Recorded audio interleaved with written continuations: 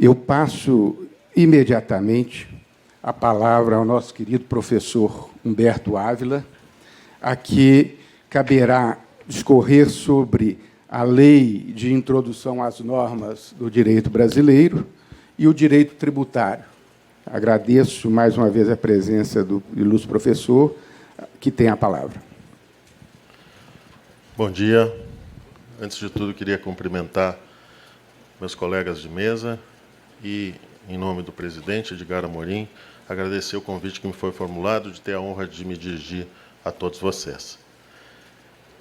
Eu vou falar sobre a Lei de Introdução às Normas do Direito Brasileiro, que contém uma série de dispositivos, alguns sobre consequencialismo, outros sobre normas de transição, outros ainda sobre a proteção da confiança. Como o tema é muito amplo, eu vou escolher falar sobre o consequencialismo. Consequencialismo precisa ser enquadrado numa teoria de conhecimento. Todos vocês sabem que na filosofia existe a ontologia, a gnoseologia, que estuda a lógica e a epistemologia, e a ética, da virtude e da ação. Quando se fala em consequencialismo, nós estamos dentro deste pequeno âmbito aqui, que é o âmbito da filosofia moral ou da ética normativa. Consequencialismo pode ser definido como aquele conjunto de teorias de acordo com o qual uma ação é correta ou incorreta em virtude das suas consequências. Há, portanto, uma contraposição entre os consequencialistas, que julgam a ação em razão das consequências da ação, e os deontologistas, que entendem que há limitações que impedem, em todas as circunstâncias, ou em algumas circunstâncias, a consideração das consequências. O artigo 20 da Lei de Introdução está assim enunciado: nas esferas controladora, processual e judicial, não se decidirá com base em valores jurídicos abstratos, sem que sejam consideradas as consequências práticas da decisão. A motivação demonstrará a adequação e a necessidade da medida imposta, ou da invalidade do ato, do contrato, do ajuste ou da norma administrativa em face das possíveis alternativas. O julgador, de acordo com a nova Lei de Introdução, está, portanto, obrigado a considerar as consequências. Para que nós possamos, neste contexto mais amplo, entender o que significa o consequencialismo, eu vou pedir permissão a todos para usar 4 exemplos. Exemplos que eu enfatizo, e vocês vão entender logo por quê, são hipotéticos. Primeiro exemplo, vamos imaginar que existe um trilho de trem. E este trilho de trem está albergando um vagão que se dirige em alta velocidade e desgovernado rumo ao seu destino. Ao final do qual, e sobre os trilhos, há 5 tributaristas: Misabel, Paulo de Barros, Roque Antônio Carrasa, Luiz Eduardo Schwery e Sacha Calmon. O maquinista, todavia, Edgar Amorim, tem a possibilidade de, manipulando uma alavanca ou uma chave, alterar o curso dos trilhos de trem para que uma via secundária dê acesso ao vagão, onde está o professor Humberto Ávila. Diante deste impasse, e para evitar o sofrimento de 5 vidas, pode ou deve o doutor Edgar Amorim, o Edgarzinho, alterar o trilho de tal sorte que possa poupar 5 vidas em favor de uma? Segundo exemplo, vamos imaginar que exista, de novo, um trilho de trem no qual esteja transitando um pequeno vagão. Este trilho passa por uma passarela, em cima da qual está o Dr. Onofre Batista. Atrás dele, no final dos trilhos, estão os professores Paulo, Roque, Misabel, Edgar e Chueri. O Dr. Onofre, desesperado, só tem uma alternativa: ou deixar que 5 vidas sejam sacrificadas, ou jogar sobre os trilhos de trem algo que tenha o peso suficiente para fazer barrar aquele pequeno vagão. E a única coisa que está do lado do Dr. Onofre é o professor Humberto Ávila. Diante disso, eu pergunto: pode ou deve o Dr. Onofre empurrar o professor Humberto Ávila para que ele, caindo sobre os trilhos, impeça o sacrifício de 5 vidas? Terceiro exemplo. Vamos imaginar que existam 5 tributaristas no Hospital Mater Dei necessitando urgentemente de órgãos. Esses eu não vou nominar porque eles não estão aqui. Um tributarista cachaceiro que precisa de um fígado, um tributarista fumante inveterado que precisa de um pulmão, um tributarista hipertenso que precisa de um coração, e 2 outros tributaristas, enfim, que trabalham no contencioso tributário e que fumam e bebem e precisam de rins. O doutor André Mendes Moreira, que é o cirurgião responsável, recebe a visita de alguém que vai fazer um check-up de rotina e que entra no hospital com roupas esportivas. E ele, doutor André, percebe que, pelos exames anteriormente feitos, existe uma compatibilidade sanguínea e de tecidos, de tal sorte que eu pergunto: pode o doutor André Mendes Moreira cortar, de novo, o professor Humberto Ávila para, utilizando os seus órgãos, salvar 5 vidas? Último exemplo. Vamos imaginar que tenha sido praticado um crime hediondo no centro de Belo Horizonte. E que, dadas as particularidades do caso, há uma multidão furiosa e desesperada à procura de justiça. Mas tão desesperada que, não se encontrando um culpado, haverá certamente dezenas de mortos. O delegado de polícia responsável, Walter Lobato, desesperadamente encontra uma solução: forjar provas para incriminar um gaúcho radicado em São Paulo, Humberto Ávila, que está passeando no centro e que pode ser indicado como culpado. Tudo para que, ao fazê-lo, sejam poupadas muitas vidas. Esses exemplos explicam o quê? A ideia, naturalmente em casos trágicos, de que se pode analisar a correção ou incorreção de uma conduta em virtude das suas consequências. E se entender que essas consequências estejam relacionadas à maximização do bem comum ou do bem de todos, pode-se chegar à conclusão, se certa ou errada é o que nós precisamos discutir, de eliminar vidas, descumprir promessas, mentir e por aí vai. Naturalmente que um exame estruturado do consequencialismo envolve a resposta a uma série de perguntas.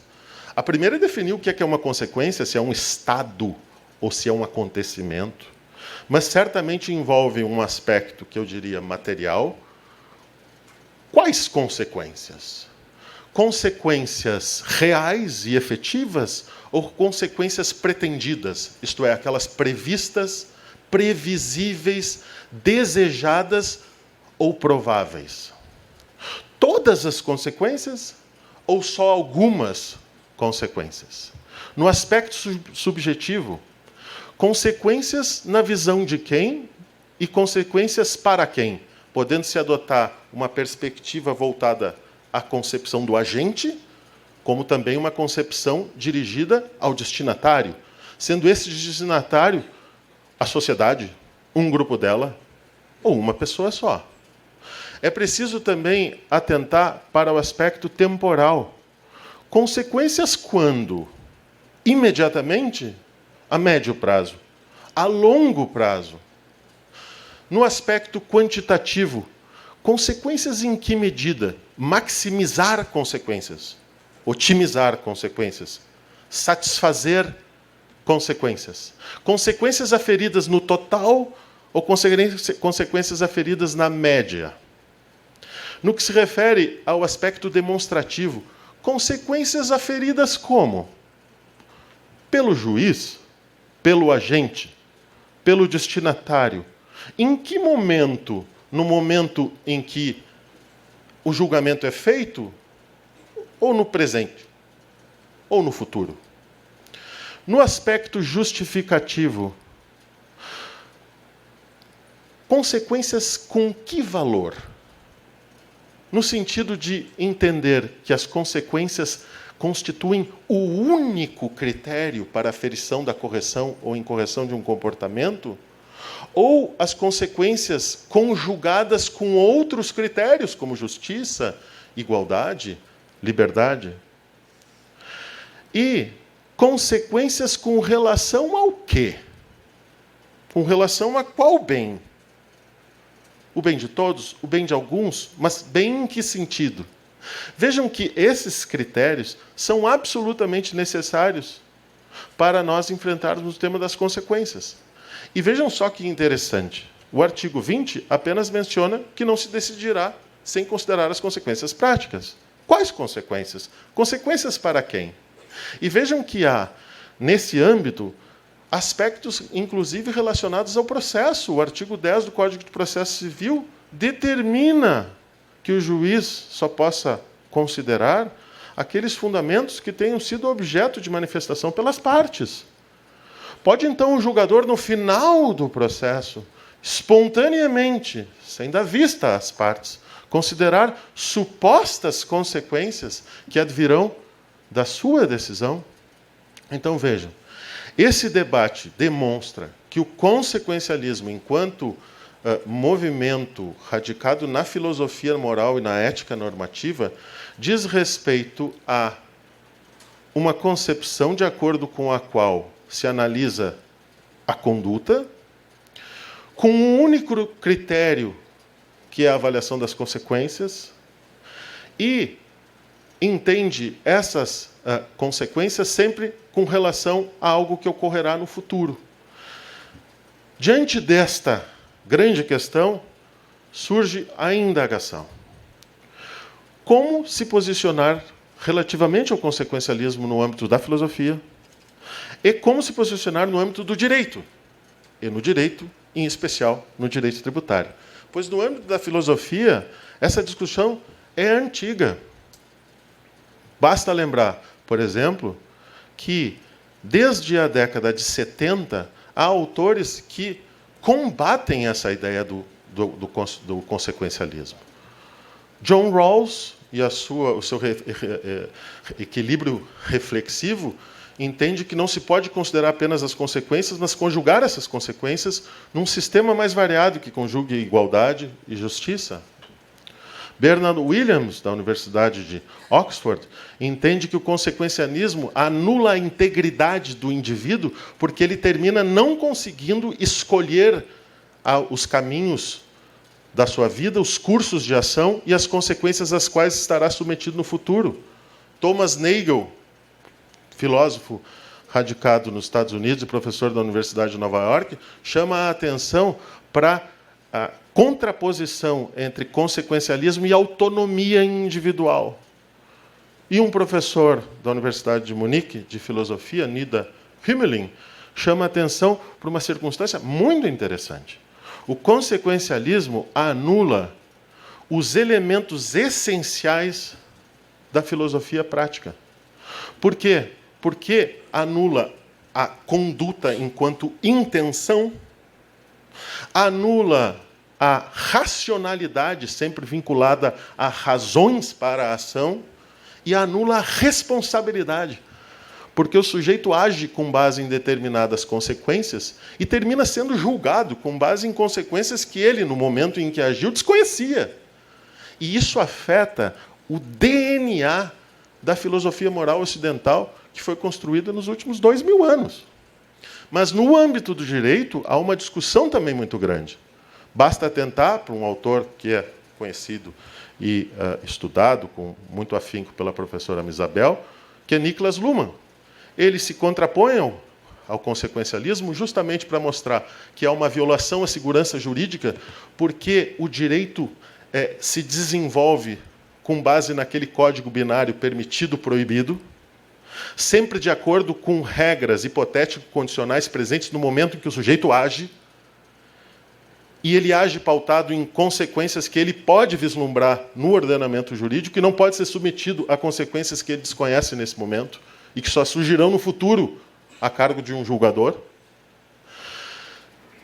Ele enfrenta a questão da igualdade, porque os indivíduos serão submetidos a consequências diferentes conforme o julgador, rompendo-se a ideia de generalidade e abstração própria do direito.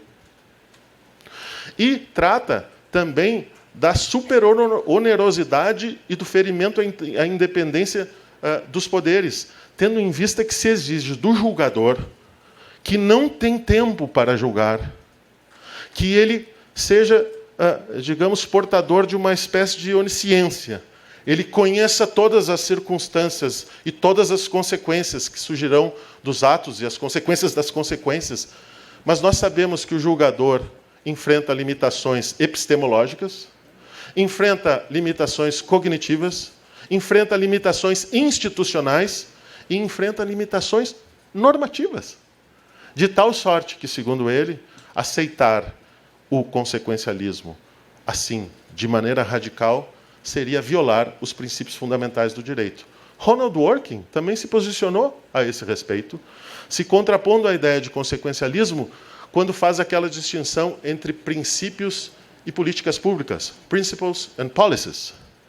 Os policies, justamente, dizem respeito a essas finalidades estatais, e os principles dizem respeito a direitos individuais. E, segundo ele, é sempre importante privilegiar os direitos individuais, que, com a ética baseada nas consequências, simplesmente são afastados com um impulso de um dedo.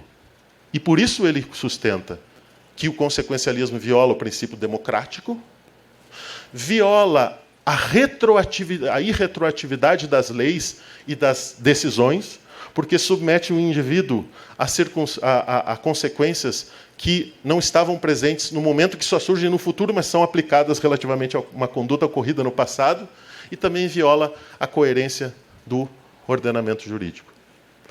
Vejam, os senhores, que até aqui eu não cheguei no direito tributário, mas chegou o momento de analisar o direito tributário. Diante disso, eu faço uma pergunta, envolvendo um caso que vai ser julgado no dia 5 de dezembro de 2019 pelo Supremo Tribunal Federal. O Supremo Tribunal Federal, em 15 de março de 2017, decidiu que o ICMS não compõe a base de cálculo das contribuições para o PIS e COFINS, porque não se enquadra, segundo o Supremo, no conceito de receita. A Fazenda Nacional, muito hábil, alega que se essa decisão produzir efeitos para o passado, obrigando-a a devolver aquilo que recolheu contrariamente à Constituição, haverá um rombo calculado, não se sabe como, em 250 bilhões. E, em virtude das consequências deste julgamento, é importante, é necessário, é essencial que o Supremo atribua efeitos prospectivos à decisão, fazendo com que os contribuintes que pagaram um tributo que não deveriam ter pago deixem de receber a sua restituição. Diante deste cenário, pode-se entender aplicável o artigo 20. Não se decidirá com base em valores jurídicos abstratos, sem considerar os efeitos práticos da decisão. E um dos efeitos práticos é o rombo financeiro. Diante desta indagação, é preciso enfrentar algumas questões. Como se posiciona, não os filósofos, mas a Constituição brasileira de 1988 relativamente às consequências. Várias considerações eu poderia fazer, mas eu vou fazer algumas só. Em primeiro lugar, nós temos um sistema constitucional que tem princípios e tem regras, mas relativamente à atribuição de poder aos entes federados para instituir ou aumentar tributos, o nosso sistema é um sistema de regras. Estas regras atribuem poder aos entes federados de tal sorte que, não havendo o exercício do poder dentro daquele âmbito material traçado pela Constituição, o poder não pode ser exercido validamente. Aqui existe uma importante avaliação relativamente ao caráter das regras. O que fazem as regras? As regras, segundo Hart, selecionam propriedades que devem ser consideradas e desprezam outras propriedades. Joseph Raz diz que as regras envolvem sempre razões excludentes, aquelas que devem ser consideradas e a exclusão daquelas que não podem ser consideradas. E mais, se nós analisarmos a obra do Friedrich Schauber, por exemplo, nós entenderemos que as regras funcionam como trincheiras, de tal sorte que o intérprete não pode pular essa trincheira para entrar no submundo das variadas razões, outras que não aquelas, consideradas numa hipótese normativa pela Constituição. Ora, qual a consequência de a Constituição brasileira ter atribuído poder por meio de regras? É que se cria uma hierarquia material entre a norma infraconstitucional e a norma constitucional. De tal sorte que, se a norma infraconstitucional for incompatível com a norma constitucional, ela é inválida. Inválida. E, por isso, ela não pode produzir efeitos. Ora, se existe uma norma aplicável, esta norma é uma regra, que seleciona propriedades, exclui outras de consideração, eu pergunto, pode o julgador, considerando que a discussão é desde 1992, que chegou ao Supremo em 1998, que o ministro Nelson Jobim pediu vista por 3 anos, que o Gilmar Mendes ficou 8 anos com um pedido de vista, e que foi julgado em 2016, mas sem repercussão geral, e voltou a ser em 2014, depois voltou a ser julgado em 2017. Podem os julgadores considerar os efeitos práticos da decisão? Agora vejam só. Para o efeito de mudar a norma constitucional, porque a norma constitucional, nos seus aspectos material, espacial, temporal, subjetivo e quantitativo, estabelece mais ou menos o seguinte: só pode cobrar por meio de lei, portanto não de decisão judicial, e só pode cobrar se houver receita. Mas se não houver receita, não pode cobrar. Se o julgador, ao considerar as consequências, fizer com que aquilo que só pode ser cobrado por meio de lei sobre a receita seja cobrado por meio de decisão judicial, sem ser sobre a receita, ele estará modificando a norma constitucional e atribuindo efeitos a algo que a Constituição, na sua estrutura, eliminou efeitos. Ele está alterando o direito.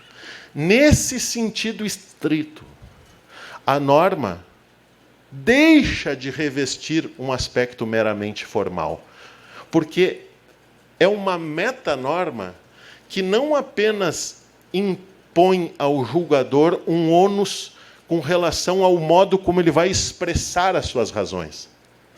É uma metanorma que muda a norma objeto. De tal sorte que, ao mudar a norma objeto, eu pergunto, se a Constituição estabelece que normas gerais só podem ser introduzidas por lei complementar, e que os tributos só podem ser cobrados por meio de lei, pode uma lei ordinária, eu lembro, ela é ordinária, pode uma lei ordinária alterar uma norma constitucional, atribuindo efeitos àquilo que a Constituição não atribuiu efeitos? Pode uma norma introduzida por lei ordinária, alterar os elementos essenciais e a própria materialidade do tributo? Evidente que não. Então, vejam, nós estamos diante aqui de uma introdução legislativa que, dependendo do modo como for interpretada, porque há outros casos em que se pode ver a aplicação, especialmente no âmbito do direito administrativo das concessões, em cujo âmbito eu não ingresso. Mas, no âmbito do direito tributário, para efeito de alterar as consequências previstas pela Constituição, uma lei ordinária simplesmente não pode fazê-lo. Isso altera a segurança jurídica no aspecto da cognoscibilidade do direito e da previsibilidade do direito, altera a liberdade, porque o indivíduo age com base no direito, esperando as consequências que estão previstas no momento em que ele age. E o indivíduo não tem como ser autônomo e digno se ele for julgado com base em consequências que ele desconhecia no tempo em que ele agiu. Mais do que isso, viola regras de competência e a legalidade. Em face disso, e nos minutos que me restam, eu precisaria dizer a vocês que é preciso muito cuidado com essas novidades legislativas, especialmente esta, que, na minha modesta opinião, altera o DNA do direito. Porque altera o exercício da liberdade no Estado democrático de direito, fazendo com que o contribuinte, eventualmente, seja submetido forçadamente a consequências com as quais ele, quando agiu, não podia contar. Isso fere de morte princípios estruturantes do Estado de Direito. Afeta até a ideia de humanismo, que está íncita à ideia de ação responsável e livre. Por que eu estou enfatizando esses aspectos, se nós estamos no âmbito do direito tributário? Porque eu vejo que esse debate é um debate muito antigo, no qual nós ingressamos, lateralmente, em 2018. Vejam, os senhores, que a obra principal do Jeremy Bentham foi editada em 1781. Do Stuart Mill foi editado em 1861. Do Henry Sidgwick foi editado em 1907. A obra precursora, no âmbito da filosofia moral, da Elizabeth Anscombe, foi editada em 1958. Todos aqueles autores aos quais eu fiz antes referência escreveram no início da década de 60 e 70. O pragmatismo norte-americano se iniciou com Charles Sanders Peirce em 1870. John Dewey e todos os outros, inclusive o jurista que escreveu sobre essa questão, todas as obras são no final dos anos 800. Mesmo o debate alemão, que se instaurou com a metafísica dos costumes de Kant, é de 1785. Esse debate é antigo. Nós estamos entrando de maneira, talvez, inconsequente no debate sobre as consequências. Isso é extremamente importante porque nós estamos vivendo, e aí eu tenho que me dirigir para o final, numa época da especialidade. O sujeito é especialista em direito tributário, é especialista em cabeça de alfinete. Nada mais perigoso de que um especialista em cabeça de alfinete que não sabe nem o que é um alfinete, muito menos consegue conceber um quadro maior dentro da teoria do conhecimento. Isso é muito importante no Brasil, porque nós não temos, como os países europeus, tradições filosóficas com as quais a gente possa dialogar. Nós vivemos sempre no Brasil vinculados a modismos, obras que surgem e que são estudadas mediante pensamento das partes que são convenientes, sem que haja o conhecimento das várias tradições que fizeram com que a ciência universal e a ciência ocidental tenham conquistado tanto nos últimos 200 anos. Nós não podemos entrar neste debate sem fazer um debate estruturado, examinando todos os componentes e numa perspectiva analítica de decompor esta máquina toda e depois montar o motor de novo, com clareza a respeito do seu funcionamento. Com essas palavras, eu fico, digamos, muito grato de ter participado deste congresso, mas eu preciso dizer a vocês que eu também fico preocupado, porque nós estamos diante deste movimento, mais o movimento do neoconstitucionalismo, mais o movimento do ativismo judicial, agora entra essa questão do consequencialismo, o poder judiciário se engrandecendo, o cidadão se apequenando, esses movimentos de estudar o direito tributário apenas pelo aspecto técnico, sem considerar toda a estrutura na qual o direito tributário está inserido, me deixa preocupado. É por isso que nós temos que estudar essas grandes questões, estudar os grandes filósofos, os grandes autores do direito e compreender o direito tributário neste contexto e, de algum modo, nos revoltar contra essa situação. Impedir que os direitos fundamentais sejam afastados. Porque, vejam, se o direito pode ser afastado por consequências que serão conhecidas apenas no futuro, ele não é um direito fundamental, porque é um direito fundamental que não pode ser efetivado. Ele pode ser afastado, inclusive por interesses financeiros dos entes estatais. E é preciso que a gente se revolte, que a gente grite contra esse movimento. E, para terminar, exatamente falando disso, eu me recordo daquela situação em que os passageiros estavam todos dentro do avião, que demorava para decolar, porque não havia pilotos. Lá pelas tantas aparece uma aeromoça conduzindo pelo braço um sujeito de óculos escuros, com uma vareta na mão, que é colocado na cabine. Os passageiros, naturalmente, ficam preocupados, mas como há dois pilotos, um piloto e um copiloto, tudo poderia dar certo. Logo depois vem uma segunda aeromoça, conduzindo de novo um sujeito de óculos escuros, com uma vareta na mão, até a cabine. A porta se fecha do avião, a da cabine, e o avião começa a taxiar. E começa a pegar velocidade. E começa a pegar velocidade. Até o ponto em que a pista está quase terminando, e neste momento todos gritam, "Ê!" E o avião levanta. Um dos pilotos diz para o outro, ainda bem que eles gritaram. Muito obrigado.